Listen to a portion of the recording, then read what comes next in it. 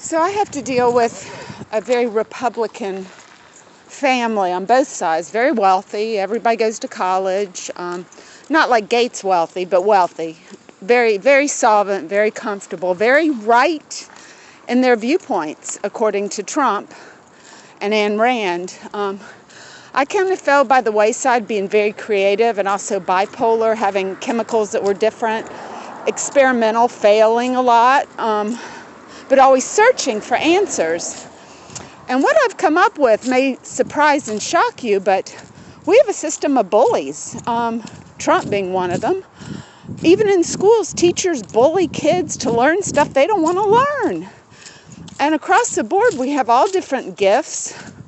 Whether you're as mongoloid or Down syndrome, you might be the sweetest, sunniest person in the room, but maybe you can't do COVID virus experiment. You don't care. You don't know. Your little PVC, gloves and masks and hats and gowns. If you really are scared you're going to get it, you better do a little bit more than just a face mask. That's not really going to protect you of a virus. Surgical, so to speak. But,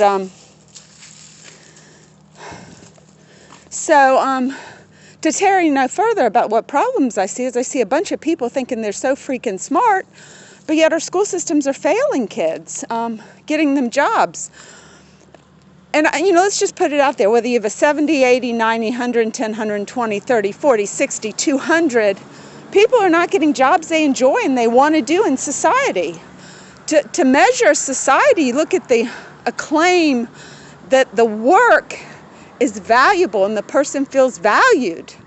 That to me is success. As teachers, you go into a classroom and you feel valued and you feel like you're participating in a society that you value and you feel valued, whether that's reinstating the cobblestone streets. Those are just so beautiful, and we're slapping down asphalt like it's going out of style. Men's birth control. Have we really exhausted all avenues of any kind of chemistry that would prevent pregnancy for a man to have control? I know, I've heard numerous stories of men being saddled into a child way before financially and maturity they're ready. And you can't always blame the man for a pregnancy when a woman may tell an untruth and she may want to get pregnant for whatever reason, and a man gets trapped. So either way, men and women need to be in control of their bodies. We luckily right now we have not a whole lot of problem with death rates in pregnancy. The women are living and the children are living. We do have trouble in getting people educated for things that are valuable to them, the things they enjoy doing, the hands-on manipulations of wood or iron or chairs or dressers, and looking at something and saying, hey, I made that and it's valuable. Slowing population in such a way that people value their time with each other, playing music or dancing.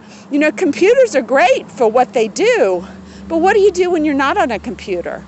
You're doing everything so fast, so maybe you have more leisure time. Maybe you have some time to travel, get to know your neighbor, not just drink. I'm not saying beer and all that, but we have an astounding amount of addicts from the stress. What if everything was just going to be okay and you did have health care?